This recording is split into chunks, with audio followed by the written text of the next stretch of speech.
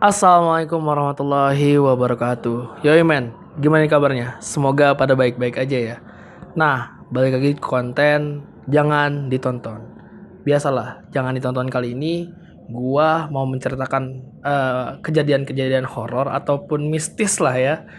Bisa dibilang, dan pada kesempatan kali ini gua kedatangan tamu di channel gua yang kebetulan kawan gua sendiri, yaitu ya bisa dikenalin langsung lah.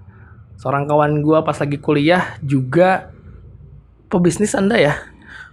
Wah, Masih magang. masih magang. Oke, langsung aja kenalin dulu kawan gua yang di samping ini. Halo penontonnya Madon. Madon. Iya, Madon. Madon. Gue bisa manggil dia Madon, cuy. Enggak sayang. Oh, berat. Oke. Terus lanjut. Oke. Kenalin, nama gue Sarifah. Kalian bisa panggil gue Ipe. Terus kalau mau tahu IG-nya bisa di bawah sini. Gue salah satu temen dia, cukup lama deket gue sama dia. Pokoknya gue temen kuliah seangkatan kita. Oke, Don? Ya. Oke, itu perkenalan dari kawan gua. Dan kawan gua kebetulan memang punya cerita horor, yaitu Campground Curug Cipete. Nah, kalau misalkan gua udah pernah cerita ke kalian tentang Campground Cipete, ya, dan sekarang gua punya cerita lagi nih, yang kebetulan kawan gua sendiri yang mengalaminya. Jadi langsung aja lah, Peh. Cerita lu gimana ketika di Campground Cipete? Apa yang lu rasakan dan pernah punya pengalaman apa sih lu di sana? Oke, gini Don, jadi ceritanya. Jadi gimana tuh? Emang bener-bener menurut gue ini mistis banget sih. Soalnya gue baru banget, pertama banget gitu ngerasain kayak gini ketika gue lagi jalan atau lagi outdoor gitu deh gitu. Nah terus jadi gini ceritanya, gue tuh jalan ke camping ground Cipete itu sekitar pukul 10 malam lah. Itu di tahun berapa? Itu tahun 17 awal. Oke, 17 awal. Gue 2017 awal itu gue pergi ke camping ground bareng sama teman-teman gue berlima. Kebetulan gue cewek sendirian waktu itu. Nah, terus pas gue kesana, gue berangkat itu dari jam 7 nyampe Curug itu jam 10-an. Singkat cerita, gue trek gue ke TKP campnya. Nah pas gue nge-track itu sekitar gue berlima orang. Dan gue cewek sendirian waktu itu. Terus pas gue lagi gue nge-track kan, emang jalanannya kan emang agak kecil banget gitu kan, jalanannya tanah lah, masih dibilang tanah, lagi kalau misalnya lagi hujan gitu kan. Nah terus gue pas di treknya itu kan emang hampir mendekati hutan pinus itu, gue nemuin saung. Iya. Nah, Itu saung apa? Saung pendaftaran bukan sih itu? bukan, itu belum. Bukan ya, masih jauh ya? Kalau pendaftarannya masih ke atasnya lagi. Ini masih agak jauh kalau misalnya mau ke pendaftarannya. Akhirnya gue ketemu saung. Itu saung masih yang bobrok gitu loh. Jadi ada beberapa saung di situ. Nah, saung itu saung bobrok gitu, dia saung yang cuman buat jadi pemberhentian lah istilahnya. Nggak ada sama sekali tukang jualan di situ. Nah, nggak ada juga orang-orang yang terlalu lama lah berhenti di saung situ, cuman pemberhentian gitu. Itu jam 10 malam. Jam 10 malam posisinya. Terus habis itu gue itu nungguin temen gue nyampe di saung itu bertiga doang. Bertiga doang. Soalnya kan gue berlima. Nah, yang dua orang itu masih ada di belakang. Gue nyampe salah satu saung di situ cuma bertiga. Nah, kebetulan gue berhenti di saung yang dimana seberangnya si saung yang gue berhentiin ini ada saung lagi. Oh, ada saung lagi. Seberangnya. Jadi seberang Itu gue itu cuma ada bertiga saung. doang berarti? Cuma bertiga doang. Nggak ada orang lagi, nggak ada tim lagi? Nggak ada tim lagi. Kebetulan gue emang lagi bertiga doang nyampe di saung yang sambil nungguin temen gue yang dua orang itu yang ketinggalan. Nah, terus pas gue lagi berhenti di situ, gue ngeliat lah ke saung seberang gue. Karena memang ya sambil nunggu terus lo nengok-nengok. Gue penasaran lah, makanya namanya gue baru pertama kali, nah gue kebetulan pertama kali ke Curug itu. Oh iya. Nah pas gue ngeliat ke sana, gue ngeliat bener-bener gue ngeliat itu ada cewek, dia pakai baju adat Sunda. Ya, adat Sunda itu kan otomatis kayak pakai kain, Iya. terus pakai baju kebaya, terus Warnanya rambutnya apa tuh? waktu itu gue warnanya kayak kemerah-merah muda gitu. Tapi masih jelas lah kalau dia pakai baju gitu, rambutnya digerai gitu. Rambutnya digerai. Nah terus pakai baju adat Sunda gitulah, kebaya.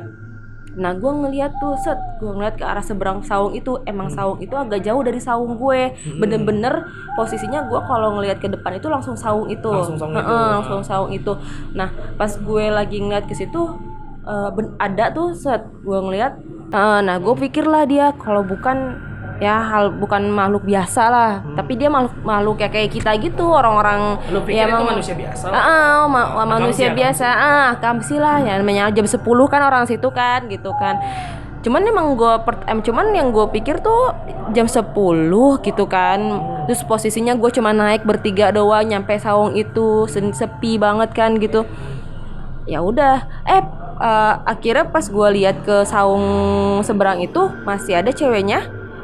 Gue ngobrol lah ke temen gue yang gue mengalihkan perasaan lu sendiri yang takut itu. Gue jadi kayak 50-50 lah, ini antara manusia biasa apa makhluk lain gitu. Posisinya kan malam banget kan. Nah akhirnya gue ngobrol cuma sebentar karena emang gue takut gitu. Gue penasaran, akhirnya gue nengok lagi. Saat ke situ udah nggak ada dong Si cewek itu. si cewek itu udah nggak ada. Tapi menurut gue itu kan bisa aja, ini gue mencoba merasionalkan ya. Iya. Itu bisa aja sih ketika lu capek terus lu lihat cewek, karena memang lu sendiri ya. Terus juga mungkin karena halu lu aja, tapi gue nggak tahu ini persepsi gue ya. Tapi yang lu rasakan seperti itu.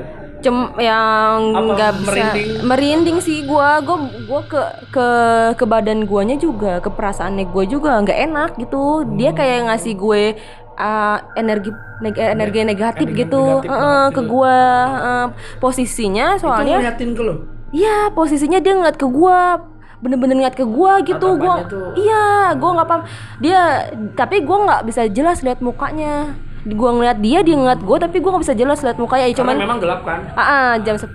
Nah posisinya. Tapi ya lu ngeliat ada inilah ada kayak orang gitu ya, cewek. Iya, terus mana digerai juga kan rambutnya, jadi bener-bener nggak kelihatan muka dia. Nah ya udahlah, kira gue ngeliat mukanya ke posisi lo. Ya kulit gitu dah gue ngeliatnya. Terus ya udah, akhirnya gue pas hilang itu perasaan gue gue bingung, gue mau cerita apa enggak. Ya lu pasti sadar lah, lu pasti tahu lah gimana kalau habis ngeliat kayak gitu pasti lo kayak cerita temen lu. Iya, juga dong. nah iya makanya ya udahlah, gue nanti aja ceritanya. Cuman gue nggak tahan juga sih pengen cerita. Terus udah gitu. Iya, nah terus akhirnya gue udah kan. Gue nggak cerita dulu di situ. Hari itu gue nggak cerita ke teman-teman gue yang lain. Datanglah teman-teman gue yang 2 itu tuh. Udah pada kumpul nih 5 orang. Kita naik bareng-bareng ke arah Pinus, ke tempat campnya. Nah pas gue naik di pertengahan, gue naik dulu, terus udah nyampe di tempat campnya nih, kita berlima. Tenda ketinggalan. Tenda ketinggalan satu doang nih ketinggalan. Otomatis daripada kita tumpuk-tumpukan tiduran, akhirnya kita turun lagi nih, salah satu orang. Salah satu doang. Yang cowok tuh ya. Nah, turunlah dia. Pas turun mah dia nggak ada nggak ada cerita gitu kan. Nah dia akhirnya si cowok ini teman gue ini nih pas udah nyampe ke tempat gue nya dia cerita sama gue. Dengan keadaan yang pucat. Iya dengan keadaan Karena habis ngeliat sesuatu. iya kata gue gini. Capek, pucat. Kagak coba. Enggak ya? Tapi- Kayaknya sih kagak soalnya dia cerita sama gue kayak Oh, gitu. langsung. Langsung. Nggak langsung banget. Jadi kan gue kayak ya kita ceritanya langsung di tenda lah. Iya, Tenda iya. pas sebelum tidur gitu Iya, kan. oh. Emang Ceritain emang begonya sih temen gue itu. Ceritanya pas di situ. Otomatis gue nggak bisa tidur. Nah terus pas gue langsung gue di tenda itu ceritalah si temen gue itu. Tadi pas gue mau naik ke atas nih kata dia gitu kan. Pas gue mau naik ke atas gue kayak diliatin tadi. Liatin apaan lu? Liatin iya, gue bilang kan, apa yang lu diliatin sama pendaki lain gitu kan. Orang ngecamp, orang yang camp lain. Terus kata KGG, kata dia gitu. Ini mah bener-bener ya putih rambutnya panjang dah, lu paham dah itu apaan kata temen gua kayak gitu. Terus udah kita berlima tuh pas langsung pada diem itu kan, langsung pada yang Karena dia cerita iya bodoh emang banget bego emang kata gua. Terus lu mau bercanda aja lu, gua bilang gitu kan.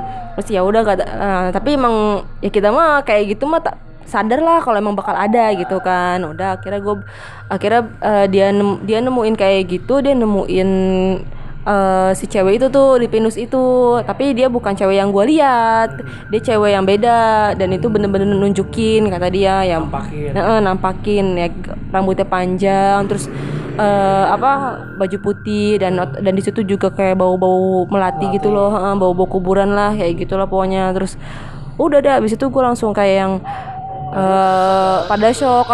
Cuman kalau cerita gue belum berani cerita di situ karena gue belum berani cerita di situ, masih shock gue. Gue baru pertama kali naik kayak gitu kan ngecamp. Iya bener banget. Terus gue baru pertama kali juga ditampakin yang kayak gitu. Gue sebelumnya belum pernah. Baru banget di luar di outdoor gitu, gue baru pertama banget. Terus ya udah akhirnya gue kita beranjak ke malam, kita kayak makan mie gitu-gitulah, kita biasalah ngecamp gitu-gitu. Kita nyanyi-nyanyi. Nah, mau ketidur nih, kita tidur kan akhirnya kurang lebih sekitar jam 2-an lah kita baru tidur. Jam 2-an kan sebenarnya gue duluan sih tidur. Gue duluan karena yang lain tuh sebenarnya cowok-cowok pada ngejagain, mereka nggak pada tidur gitu. Yang mau tidur ya tidur. Kalau gue mah nggak kuatan kan orangnya. Akhirnya iya bener. Akhirnya gue tidurlah jam 2-an itu lah, sekitar gue tidur jam 2-an. Posisinya gue di situ tenda masih sendirian tidurnya, belum ada teman-teman gue yang lain. Nah terus pas gue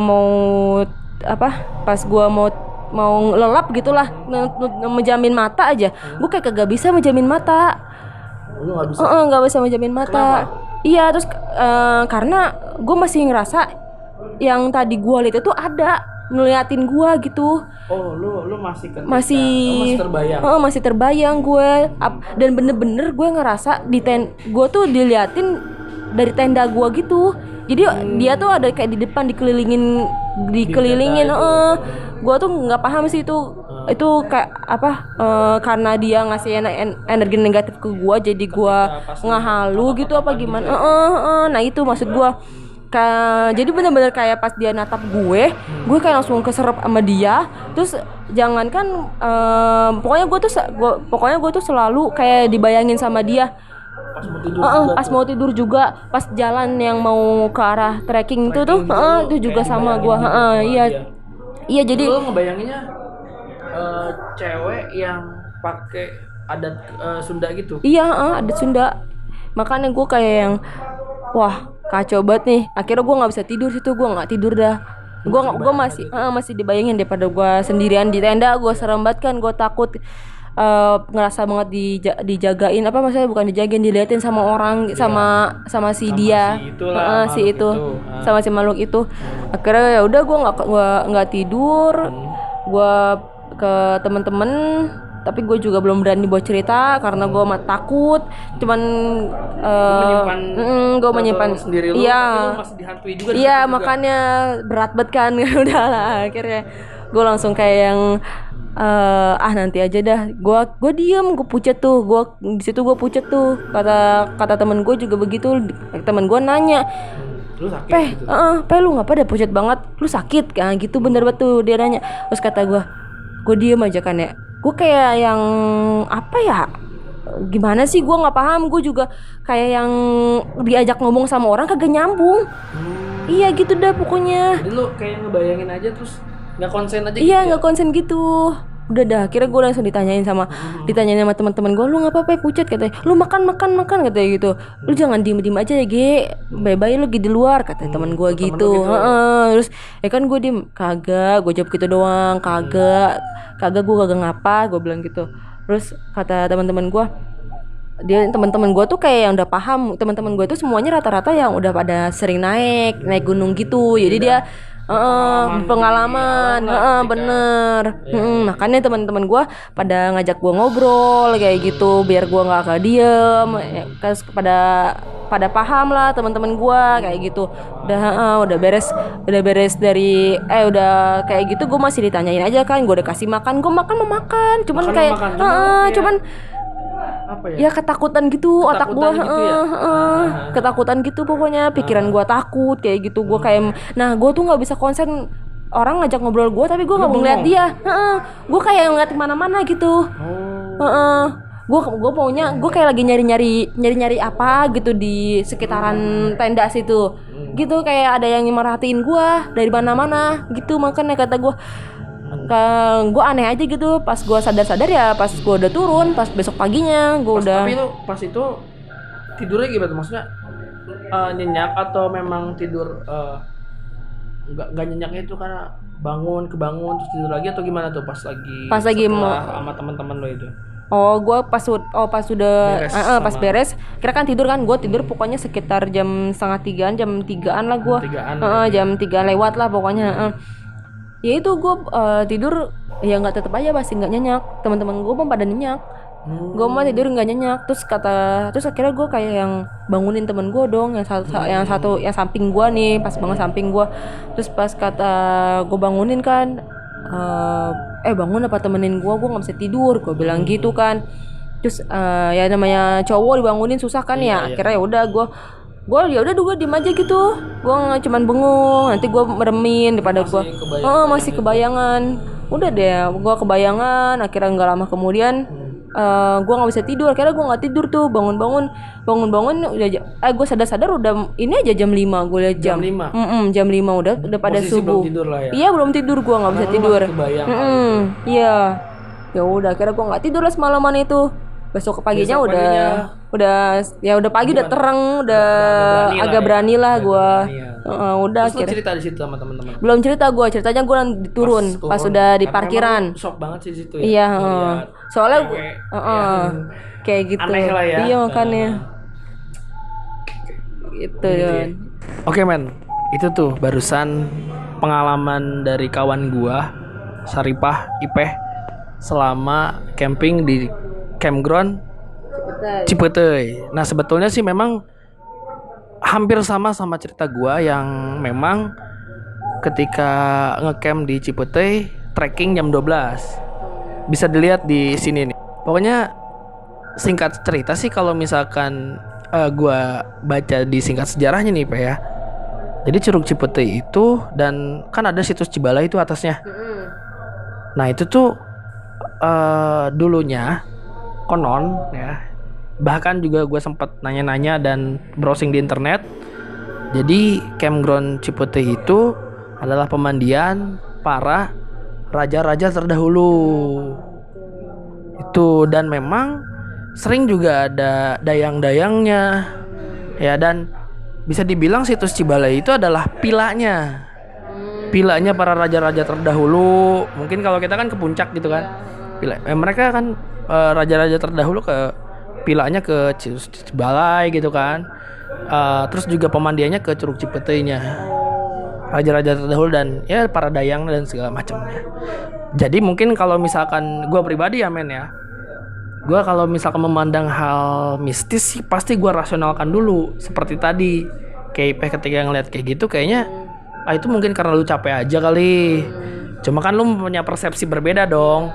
Nah, seperti itu. Dan ya kalau ditarik dari sejarahnya ya bisa jadi dikorelasikan dengan hal itu. Iya. Ya kan? Karena yang tadi yang dayang-dayang itu kan. Iya, dayang-dayang itu kan Iya, nggak bisa tahu jadi kan ya, kita bisa bisa jadi. jadi Aku kan, lihat bisa yang jadi. dayang-dayang Nah, itu. dayang-dayang itu kan. Yang ngerinya Nah, apa nih?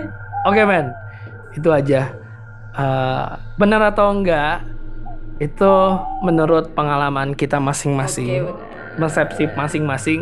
Silahkan kalian persepsikan dan komen di bawah gimana tanggapan kalian.